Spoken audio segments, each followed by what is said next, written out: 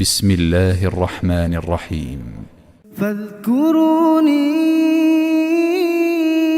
أذكركم واشكروا لي ولا تكفرون.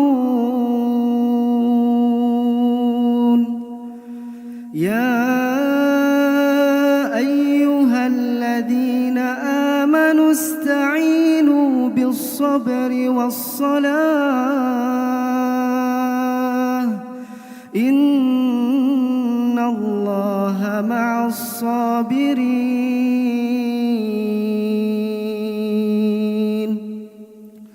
ولا تقولوا لمن يقتل في سبيل الله أموات بل أحياء ولكن لا تشعرون. ولنبلونكم بشيء من الخوف والجوع ونقص من الأموال والأنفس والثمرات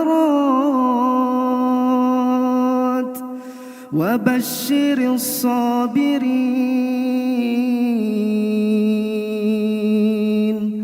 الذين إذا أصابتهم مصيبة قالوا إنا لله وإنا إليه راجعون. أولئك عليهم صلوات من ربهم ورحمة وأولئك هم المهتدون.